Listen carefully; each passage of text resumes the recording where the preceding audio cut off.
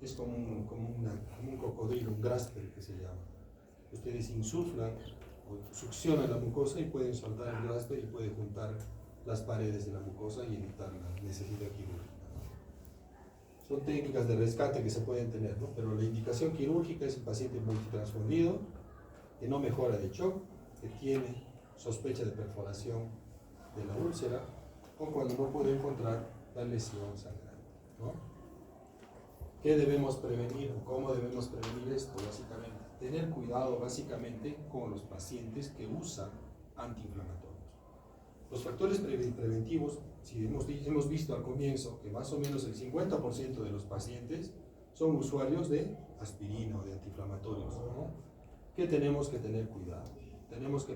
Podemos definir en riesgo alto, moderado o bajo, para definir de usar algún medicamento protector del estómago. Hay pacientes que usan de manera crónica antiinflamatorios. ¿Cuándo es riesgo bajo? Cuando no tiene factores de riesgo. Moderado, pacientes añosos por encima de los 65 años, uso de dosis altas de antiinflamatorios, antecedentes de úlceras previas, uso de anticoagulantes, ¿no? Uso de aspirina. Muchos pacientes usan aspirina de manera crónica y tienen una contusión y sobre la aspirina usan otro antiinflamatorio. Eso potencia el daño sobre la mucosa. Riesgo alto, pacientes con antecedente de úlcera previa, ¿no? Y múltiples factores de riesgo de forma, ¿no? Si tiene más de 2 factores de riesgo, si es hipertenso, si es diabético y tiene úlcera previa, yo tengo que pensar que es un riesgo alto, ¿no? Riesgo de lesiones básicamente o daño asociado al uso de antiinflamatorios. Bajo riesgo, básicamente, cuando uso un antiinflamatorio. Moderado, cuando le asocio un antiinflamatorio a la aspirina, por ejemplo, cuando ya son 2, ¿no? Y alto, cuando le asocio un COX-2 y, básicamente, ¿qué debo hacer ahí? Asociar siempre un medicamento protector. El misoprostol es un medicamento protector para prevenir la excesiva secreción de ácido, ¿no? Básicamente se puede usar como preventor. En nuestro medio no existe el misoprostol, lo que utilizamos básicamente es omeprazol. La hemorragia por varices es otro problema grande, ¿no? El 50% de los pacientes cirróticos básicamente sangran masivamente y tiene una alta probabilidad de muerte, ¿no? 2 de 3 de los episodios de sangrado pueden dejar de sangrar espontáneamente. Pero cuando empieza a sangrar, la mortalidad es casi el 50%. Tiene alta tasa de sangrado y generalmente hay que tener, si el paciente tiene varices, tenemos que pensar en hacer terapia preventiva, hacer profilaxis primaria o secundaria. El sangrado varicial se da básicamente por aumento de la presión en el sistema porta, ¿no? ¿Qué va a presentar nuestro paciente clínicamente? Hematemesis generalmente, va a entrar en shock. Lo más común es que el paciente esté chocado cuando entra en la emergencia y siempre van a encontrar ustedes estigmas hepáticos, ¿no? Paciente, como han dicho, con asitis, puede estar ictérico, viene encefalopático, le encuentro básicamente edema en miembros inferiores, equimosis o puntos rubís, básicamente los hallazgos clínicos que vamos a tener en nuestros pacientes cirróticos, ¿no? Eso es lo que podemos ver. Esa es una varice de fondo gástrico y el sangrado es masivo. La mortalidad llega casi al 50%. En la imagen superior hay un sangrado reciente, ¿no? Es un resumado a través de las paredes de la vena, ¿no? De la varice. O pueden ver eso, sangrado como un caño abierto, ¿no? ¿Cuál es el tratamiento? ¿Qué debemos hacer con nuestros pacientes? Básicamente, si mi paciente es cirrótico, ¿qué tengo que hacer? Estabilización hemodinámica, igual que en cualquier otro sangrado, ¿no? Pero teniendo presente que estos pacientes tienen factores de riesgo previos, ¿no? Siempre incidir en la posibilidad de que ha habido consumo de alcohol, uso de drogas endovenosas o algún medicamento que utilice de manera convencional. ¿Qué voy a hacer con mi paciente? Siempre tratar de usar sustancias vasoactivas, ¿no? Podemos usar terlipresina y el que más utilizamos es octreotide. El octreotide lo que ocasiona es una vasodilatación esplácnica. Es un medicamento que se pone en vía endovenosa y lo que hace es disminuye la presión a nivel de las venas del esófago y reduce las posibilidades de sangrar. ¿Cuánto utilizamos? 50 microgramos en bolo y después dejamos en infusión continua 50 microgramos por hora por 5 días en promedio, ¿no? ¿Qué tenemos que tener presente? Estos pacientes siempre tienen problemas de alteraciones de su sistema inmunológico. Tenemos que considerar siempre utilizar profilaxis primaria, utilizar antibiótico profilaxis. Podemos usar ceftriaxona, ¿no? A dosis de 1 gramo por cada 24 horas por 7 días, o ciprofloxacino vía oral si el paciente ya está tolerando vía oral una vez que salga de alta, ¿no? En nuestro grupo de pacientes cirróticos siempre hay que ver sus valores de hemograma, plaquetas y su tiempo de protrombina. Acuérdense que estos pacientes siempre van a tener alteraciones de los factores de coagulación. Si tenemos plaquetas menos de 50.000, tenemos que considerar en poner plaquetas, porque no podemos hacer un procedimiento endoscópico si tenemos plaquetas menos de 50.000, salvo que el paciente esté sangrando masivamente. Si mi paciente está haciendo hematemesis, a pesar de que las plaquetas estén bajas, es más riesgoso dejarlo sin endoscopía que hacerse, ¿sí? Básicamente, ¿cuándo se utiliza el parámetro de las 50.000 plaquetas? Cuando son procedimientos programados, ¿sí? El estándar de oro para tratar de controlar y prevenir los resangrados es hacer una endoscopía dentro de las primeras 12 horas. Bastante información, pero bueno, no sé cómo han hecho esto en vuestro. Sí, la última. ¿Cómo manejamos esto? Endoligadura. La ligadura de varices se hace básicamente a través del endoscopio. O podemos hacer escleroterapia o inyección de cianoacrilato. El cianoacrilato es el tris que utiliza para pegar los metales o los vidrios, pero es de grado medio, ¿no? El cianoacrilato es una sustancia que en contacto con el líquido se cristaliza.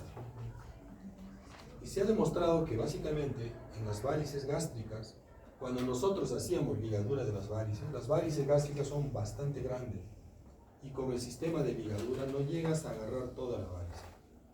Cuando se caía esa varice a los 7 o 10 días el sangrado era catastrófico, un sangrado masivo.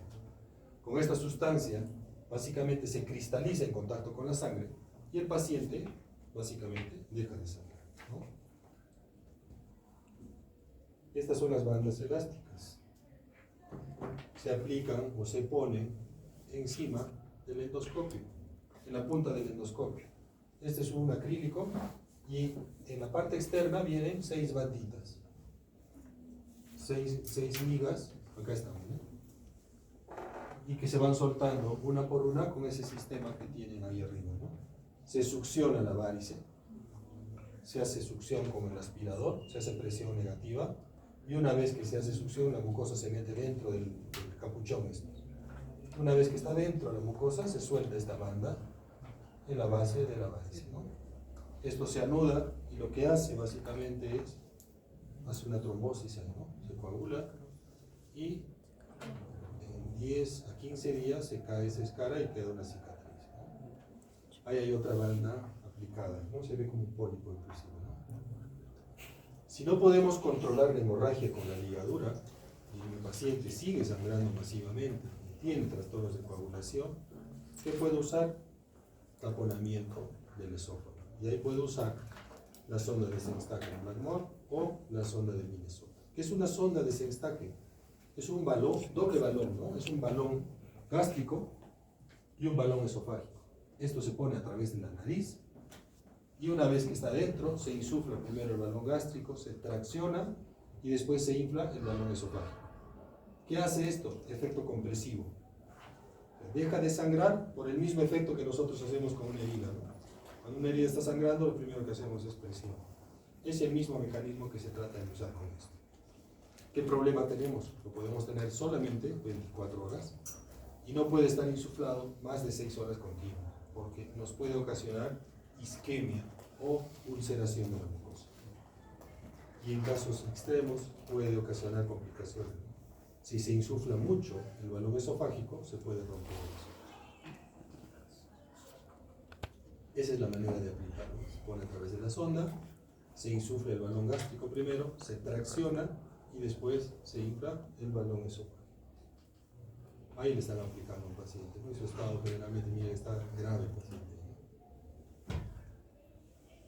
¿Qué otro mecanismo de control podemos tener en las varices? Los TIPS. ¿Qué son los TIPS? Son comunicaciones que se hacen entre el sistema porta y las suprahepáticas.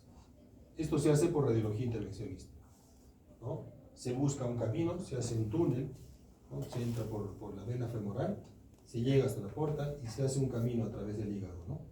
Y una vez que se llega a encontrar la vena suprahepática, se suelta este coil. Es un stent autoexpandible, es un tubo de metal que está colapsado y que cuando ustedes lo sueltan de su aplicador, se expande, ¿no? Y eso nos permite una comunicación entre la porta y las suprahepáticas, ¿no? Es como un bypass, si se puede llamar así. ¿Qué hace esto? Disminuye la presión en el sistema porta, pero tiene algunos riesgos. El riesgo principal es que hay mayor riesgo de encefalopatía, ¿no? Bajan las posibilidades de ruptura de varices, pero el riesgo de encefalopatía es bastante alto. ¿Qué más tenemos con estos pacientes? El riesgo de que ese stent que le han puesto se obstruya, ¿no? Porque es un cuerpo extraño que le han puesto en el hígado. Tiene básicamente 50% de probabilidades de obstruirse dentro de los 6 meses. Si no podemos controlar y no tenemos TIPS, no podemos controlarlo por vía endoscópica, nos queda la cirugía, ¿no? Es una cirugía grande, ¿no? Es una derivación ortocava, mesocava o espleno-renal. Básicamente son cirugías bastante grandes, son cirugías salvadoras, si se pudiera llamar así, ¿no? Para tratar de hacer algo con el paciente, ¿no? El pronóstico de estos pacientes cuando entran a la sala es bastante sombrío. ¿Cuál es el desenlace de nuestro paciente? Le hacen una endoscopia y le encuentran una úlcera duodenal. Se toman una muestra de antro y le encuentran helicobacter pylori. Estas son las lesiones que encontraron en el paciente. Una úlcera en la región duodenal. Es una úlcera sin punto de sangrado, pero probablemente adecuado de sangrar con el tratamiento médico. No hubo necesidad de terapia. Ese es el primer tema, muchachos. No sé si tienen alguna pregunta. Espérate, falta hemorragia baja.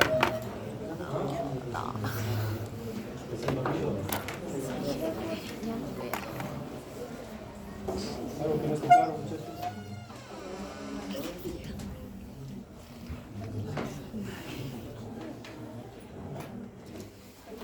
¿Cuántas veamos? ¿Cuántas eran? ¿Algo? ¿Preguntas? ¿Nada? Bien, continuando, vamos a ver la parte de hemorragia baja. Otro caso. Un paciente de la misma edad, 75 años, tiempo de enfermedad 3 horas. ¿Qué características clínicas tiene su presentación? Hematogesia, en varias oportunidades. El paciente viene pálido, moderada alteración del estado hemodinámico. ¿Qué antecedentes tiene? Es hipertenso, portador de marcapaso hace 3 años, usa anticoagulantes, usa warfarina y además consume miodarona y enalapril. ¿Qué le encuentran de entrada? Hemoglobina 11, plaquetas 173.000, tiempo de coagulación con un INR de más de 2.6. Actividad, ¿no? El tiempo de protrombina es 26 segundos. Creatinina 1.8, nitrógeno ureico 28. ¿Qué cosa pasa con este paciente? ¿De dónde está sangrando?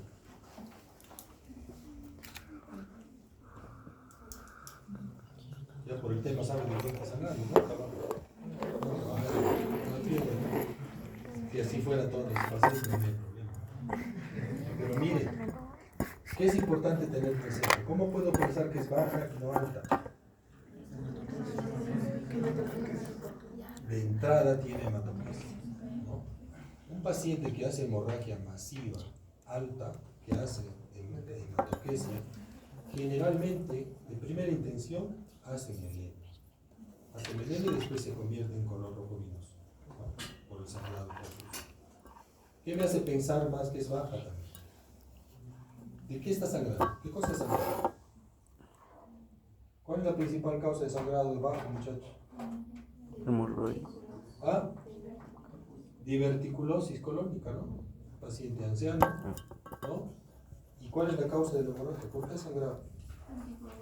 Probablemente sobre anticoagulación y su hipertensión, ¿no?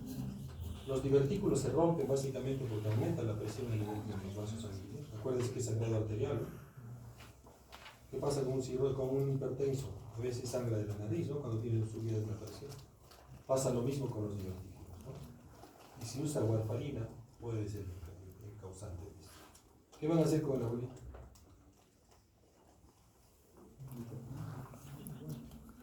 ¿Cuál es el antídoto de la warfarina?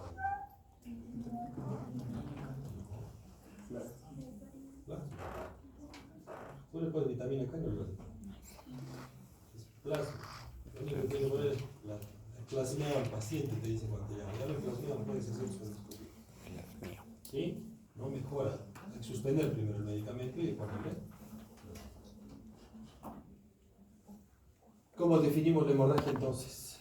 Toda lesión que sangra por debajo del ángulo del 3. ¿Sí? Pérdida sanguínea originada de una localización distal a la válvula ileocecal, ¿no? Por debajo. Esta es una definición diferente, ¿sí? Cuando usamos nosotros hemorragia alta, intermedia y baja, utilizamos la válvula ileocecal. Alta, cuando decimos, cuando es una lesión por encima del ángulo de 3. Intermedia, cuando la lesión es del ángulo de 3 hasta la válvula ileocecal. Y baja, cuando es por debajo de la válvula ileocecal hasta el canal anal, ¿sí? Es más común en gente por encima de los 60 años, mortalidad baja, miren, de 2 a 4%, y puede ser masiva o no masiva. Masiva, ¿cuándo es? Cuando el paciente entra en shock, vamos a necesitar transfusiones de sangre y no responde básicamente a los expansores, y muchas veces va a necesitar cirugía.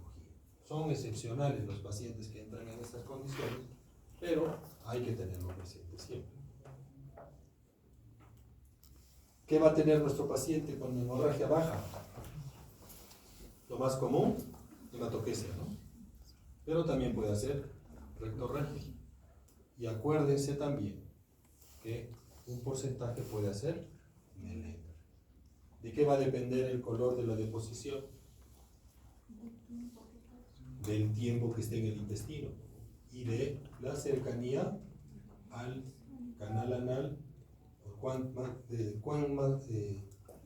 más próxima esté la lesión al canal anal, va a ser más roja la deposición, ¿no?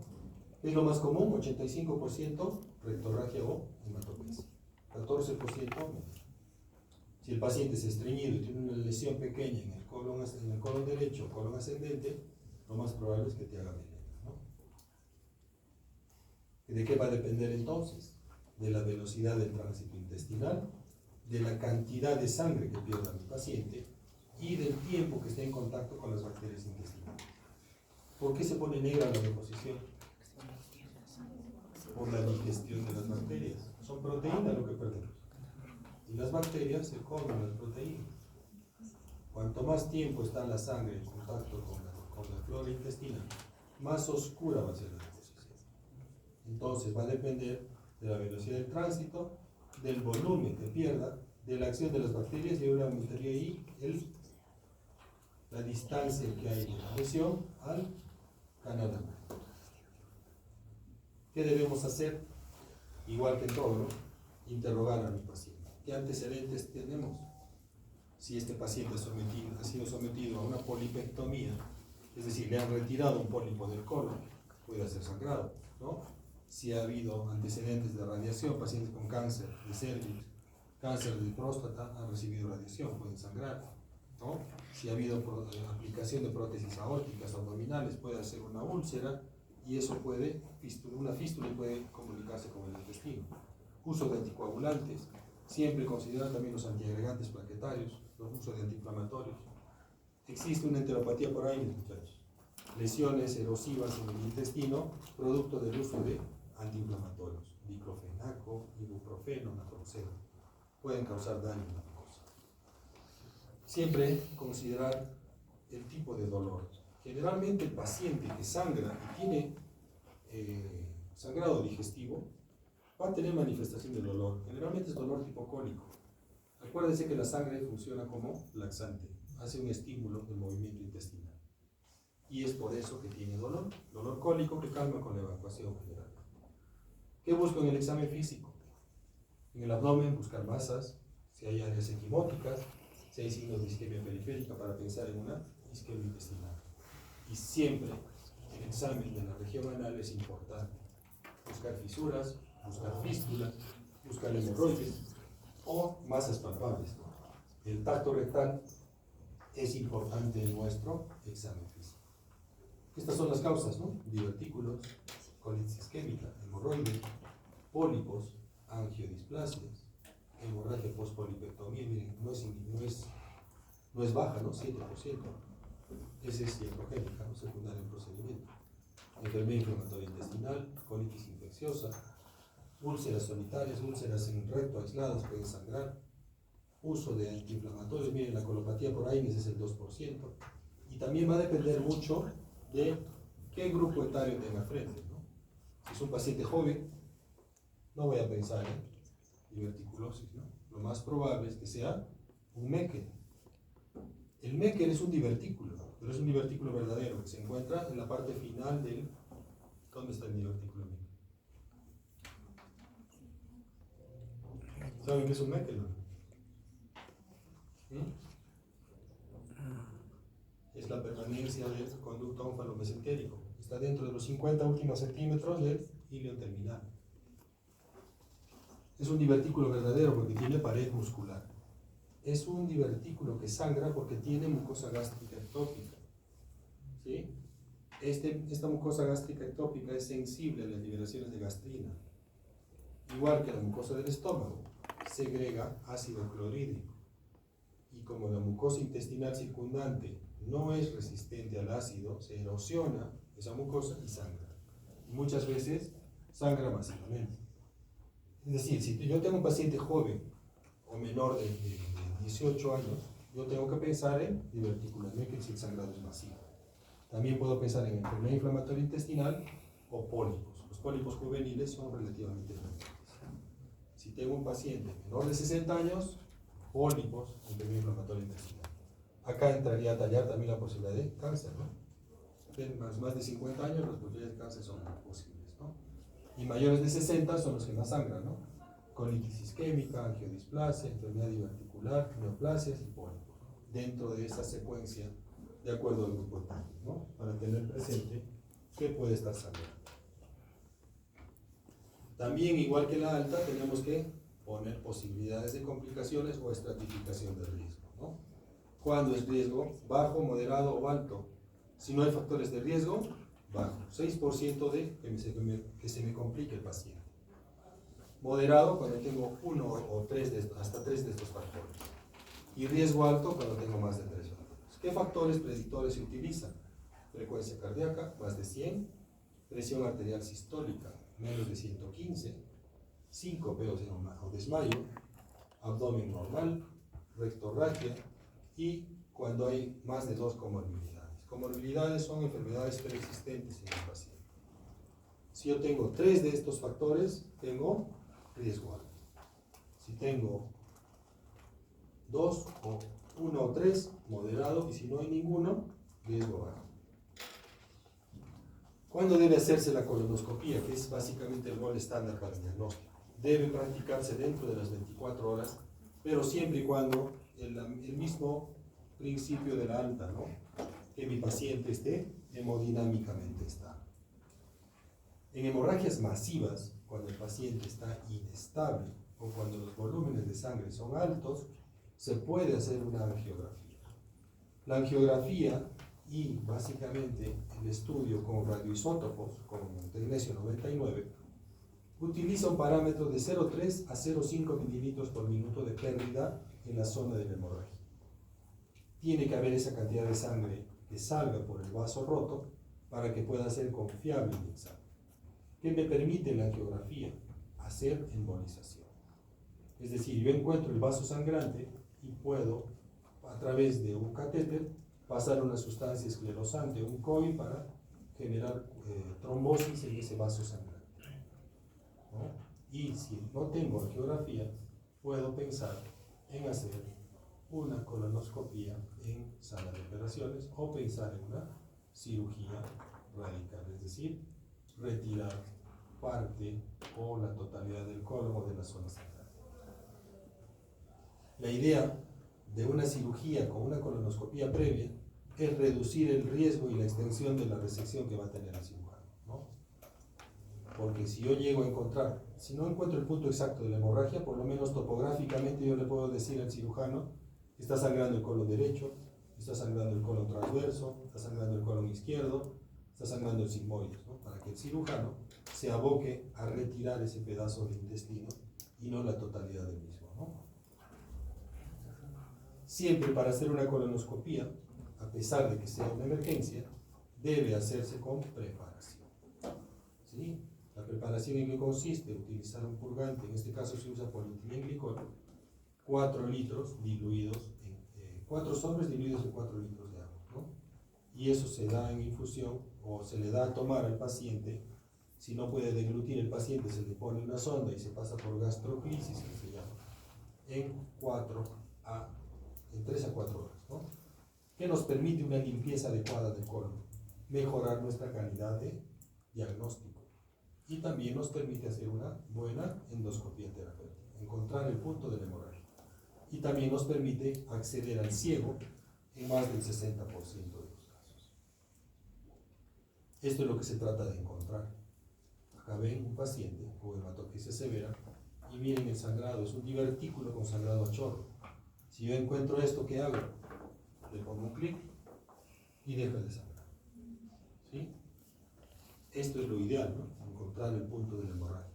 Pero muchas veces sangra de tal manera que está todo lleno de sangre y que por lo menos puedas encontrar la zona próxima de la hemorragia para que el cirujano pueda resolver el problema. Las angiodisplasias son otra causa de hemorragia. Esas son malformaciones vasculares. Son más comunes en el colon derecho. El cáncer de colon también puede sangrar, dependiendo de dónde esté la lesión neoplásica. Ese cáncer puede estar, si está en el colon derecho, lo más común es que sangre, ¿no? Y no tenga patología o signos de obstrucción. Si está en el colon izquierdo, la clínica más importante de mi paciente, más que la hemorragia, es signos de obstrucción. ¿Qué otra cosa puede sangrar? Colitis isquémica, miren ustedes. Falta de llegada de sangre a la pared intestinal causa eso. Úlceras, destrucción de tejido, necrosis. Colitis ulcerativa es una enfermedad autoinmune que puede ocasionar lesiones de ese tipo, ¿no? Ulceraciones continuas desde el recto en forma ascendente, ¿no? Y que causan eliminación de moco y sangre asociado a diarrea. La colitis ulcerativa no llega al 5% de causa de hemorragia masiva. La proctitis actínica, estas son las lesiones producidas en el recto por exposición a radiación, pacientes secundarios a cáncer de próstata o cáncer de cervix, ¿no? Que han recibido radioterapia o braquiterapia, causan estas lesiones que en el tiempo, aproximadamente 1 año a 2 después de la radiación, pueden sangrar. O hemorroides, ¿no? Eso negro que ven ahí es el endoscopio, está en retroversión, están viendo ahí lesiones vegetantes que se ven ahí, que son hemorroides internas, ¿no? La angiografía es lo que les decía, ¿no? Acá miren el lado izquierdo, se ve una acumulación de sangre. Cuando yo hago el examen, no encuentro el punto de la hemorragia, o no me permite hacer porque mi paciente está muy inestable, puedo hacer esta angiografía. Hago una angiografía selectiva, entro por la arteria, ¿no? Y ubico la rama del vaso sangrante. Una vez que yo encuentro el vaso sangrante, se puede hacer terapia a través de el vaso ubicado, ¿no? Que esté sangrando. Y generalmente nos permite hacer terapia endoscópica y hacemos embolización de la misma. O usamos gammagrafía, ¿no? El estudio de radioisótopos que les decía. Tiene que haber pérdidas para estos dos exámenes, tanto la angiografía como para el tecnecio 99, tiene que haber pérdidas mínimas de sangre de 0,5 mililitros por minuto. ¿Qué me mide esta gamografía? Donde hay sangre, mire, se ve negro, ¿no? O se ve morado. En el corazón, ¿no? En esta zona, ¿no? En el hígado. Y acá no debería haber sangre, ¿no? Esto morado es igual a acumulación de sangre. ¿Para qué se usa generalmente? Se usa esto más en gente joven cuando uno sospecha de divertículo de Meckel. Esa acumulación de ese contraste a ese nivel me hace sospechar la posibilidad de que este paciente tenga un divertículo de Meckel sangrante. ¿Cómo lo tratamos? Igual que la alta, ¿no? Ponerle líquidos y pensar en la transfusión sanguínea igual en el parámetro de 20% y 30%, ¿no? Acá me están usando la hemoglobina, ¿no? Es básicamente lo mismo, ¿no? 7 de hemoglobina si no tiene comorbilidades cardiovasculares. 9 gramos de hemoglobina si el paciente tiene patologías preexistentes cardiovasculares o ha tenido antecedentes de infarto previo, ¿no? Tratamiento de la coagulopatía. Básicamente, acuérdense que estos pacientes, muchos de ellos utilizan warfarina, como nuestro paciente de ejemplo, ¿no? Cuando tenemos un INR menos de 2.5, podemos hacer procedimientos. Si el INR está más de 2.5, debemos corregir el factor de coagulación para poder hacer el procedimiento. ¿Qué vamos a usar? Va a depender mucho de qué anticoagulante esté usando el paciente. Si es básicamente por alteraciones de la coagulación, porque puede ser un hepatópata, ¿no? Un cirrótico, le puedo poner vitamina K, ¿no? Si es básicamente un paciente que utiliza warfarina, le pondré plasma para corregir su factor de coagulación y después hacerle el examen, ¿no? Pero hay algunos productos nuevos que han salido. El rivaroxaban, por ejemplo, es un antiagregante o es un anticoagulante nuevo que no tiene antídoto, ¿ya? De todas maneras, la importancia de poner plasma y vitamina K siempre es una alternativa. ¿Qué hacer con mi paciente, básicamente, cuando tengo sangrado bajo? ¿Sí? Si mi paciente está estable, ¿qué debo hacer? Preparar su intestino y hacer la colonoscopia. Si mi paciente está inestable, ¿qué tengo que hacer? Estabilizarlo primero y después preparar su intestino y hacer la colonoscopia, o si está muy mal el paciente, pensar en hacer una endoscopia sin preparación. Si encuentro el punto de sangrado, hago hemostasia, ¿sí? Si no encuentro el punto de sangrado, puedo pensar en hacer un estudio de angiografía, ¿sí? Y ahí puedo pensar en hacer hemostasia, ¿no? Embolización. Si no puedo controlar con esto, cirugía. Si mi paciente está estable, ¿qué debo hacer? Monitorizarlo previamente. Una vez que esté estable y deje de sangrar, se empieza a hacer una endoscopia. Más o menos es un esquema, un algoritmo de manejo para que lo tengan presente. ¿Qué pasó con nuestro paciente? Los exámenes de laboratorio mejoran el factor de coagulación una vez que se suspende la warfarina. El INR mejora 1.3. Le realizan una colonoscopia encontrando múltiples divertículos en todo el trayecto del colon, coágulos múltiples organizados. No se encontró el sitio de sangrado. De 100 hemorragias bajas que se hace una endoscopia de urgencia, en 80, 85 no se encuentra el punto de hemorragia. Por eso no se recomienda en todos los pacientes hacer la colonoscopia en las primeras horas, sino después de que se estabilice, ¿sí? Con esto se asumió que el paciente dejó de sangrar de manera autolimitada, ¿no? Esto es baja, muchachos. Nos queda un tema más al sexto. Intermedio y nos vamos, muchachos.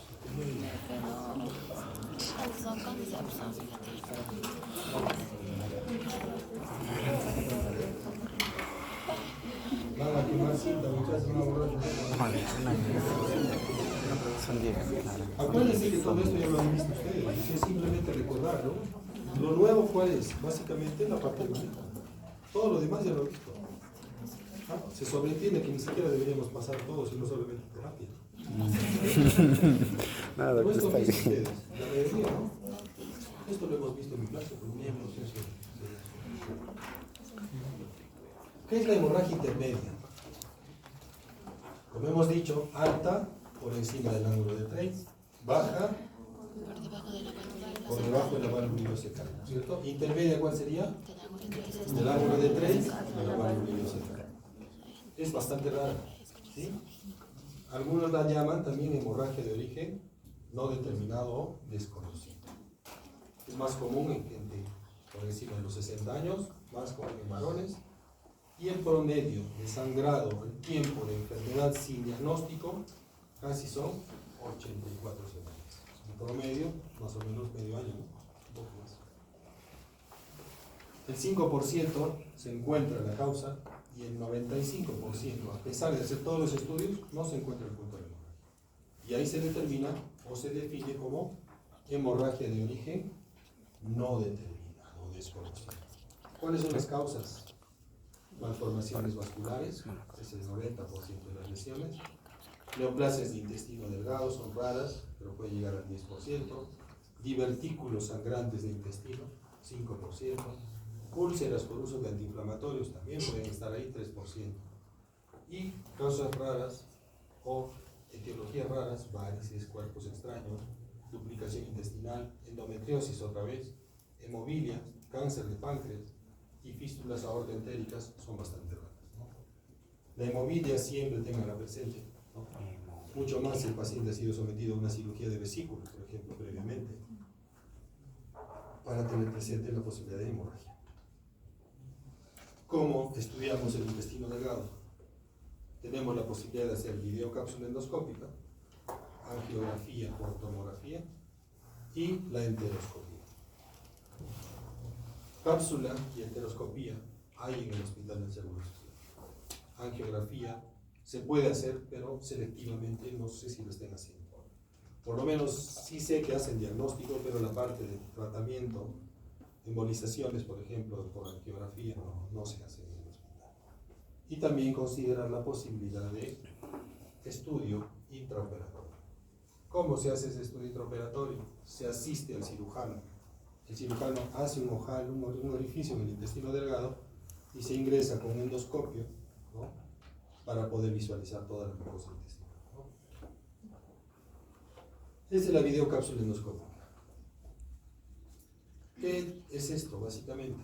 Es un aparato que tiene una cámara en la punta y en la parte posterior tiene una batería que tiene una vida media de más o menos 18 horas. ¿En qué consiste? El paciente deglute la cápsula, ¿no? Y emite fotografías que son captadas por un receptor externo. Ese capturador hace una reconstrucción digital, hace un video digital de todas las imágenes que toma. Más o menos esta cápsula toma 3 fotos por segundo. Y eso se reconstruye con un software y nos da una imagen de video que nos permite ver la mucosa del intestino. Tiene algunas limitaciones. Una, que no puede tomar biopsia, y otra, que depende del peristaltismo del paciente. Si el paciente tiene un área de estenosis, se puede quedar retenida la cápsula. Si el paciente no tiene un movimiento peristáltico adecuado, puede quedarse retenido, puede tomar solamente imágenes hasta una parte del intestino, ¿no? Y en algunos casos, básicamente, puede quedarse retenida por algún problema. A veces hay una úlcera, o a veces queda retenida en un divertículo de Senker, ¿no? Un divertículo de Meckel, ¿no? Puede quedarse incrustado, pero es excepcional, ¿no? Es un método mínimamente invasivo. Es el método de primera elección para estudiar el intestino delgado. Es mucho más sensible cuando el paciente está sangrando de manera activa, comparado con un paciente con un sangrado intermitente. Y tiene una precisión diagnóstica que, miren, no llega al 70%, ¿no? Solamente 60.5%. Estas son imágenes de cápsula, no son muy claras, pero les puede dar imágenes sospechosas. Miren acá, esta es mucosa normal. Acá se ve una úlcera. Ahí se ve una úlcera irregular. Eso puede ser una tuberculosis, por ejemplo. Acá hay otra ulceración, puede ser una enfermedad inflamatoria. Acá hay una lesión tumoral, ¿no? y ahí básicamente se ve una área de retracción, ¿no? Una disminución de la luz. Son imágenes básicamente, eso es lo único que nos emite o nos permite la cápsula. Topográficamente, ¿cómo se pueden dar cuenta dónde está la lesión? De acuerdo al tiempo que está la imagen reportada, ¿no? Esto tiene una imagen accesoria acá, que más o menos les dice en qué parte del intestino puede estar, ¿no? Más o menos por referencia se utiliza el tiempo de viaje de la cápsula. Si yo encuentro esta lesión sospechosa, ¿no? Esa úlcera que está con flecha, por ejemplo, yo practico la enteroscopía, ya sea con doble balón o por tracción o por pulsión. ¿Qué es esto? Es un endoscopio más largo que tiene un sobretubo en la parte exterior. ¿Qué permite esta cápsula, este endoscopio? Tiene este accesorio que permite insuflar la punta del endoscopio, es como un globo, y permite insuflar también con el otro pulsor la punta del sobretubo. ¿En qué consiste? Se puede entrar por la boca o se puede entrar por el recto, dependiendo de dónde esté la lesión. Esto me permite ingresar en forma secuencial, ¿no? Insuflo, por ejemplo, el balón externo, el sobretubo, desinflo la punta del endoscopio y puedo ingresar. Una vez que accedo hasta donde me permite el endoscopio, inflo la punta del endoscopio, desinflo el sobretubo y empujo el sobretubo sobre el endoscopio. O sea, es una maniobra básicamente de tracción y pulsión, ¿no? ¿Qué nos permite esto?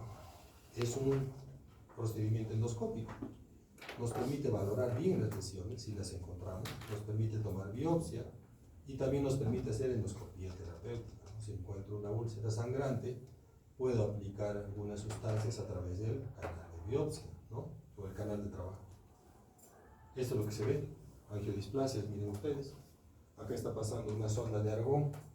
Esta sonda de argón transmite corriente por el exterior y por el medio bota un gas. Ese gas en contacto con la corriente hace contacto y se convierte como en un soplete. Eso cauteriza las lesiones, ¿no? O puede encontrar esa úlcera que le permite tomar biopsias, ¿no? Y eso nos permite hacer un buen diagnóstico, ¿no? La intraoperatoria, ¿cuándo se utiliza? Cuando no tenemos los otros accesorios, ¿no?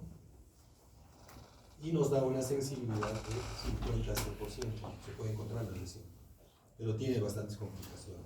Casi 33% de complicaciones. Puede haber desgarros de la serosa, puede haber hilo prolongado por la manipulación del intestino, puede haber afectación cardíaca y renal por lesiones iatrogénicas de grandes vasos, y la mortalidad casi es del 10%, ¿no? Del 8 al 11%. O sea, tiene bastante riesgo de hacer una enteroscopía intraoperatoria.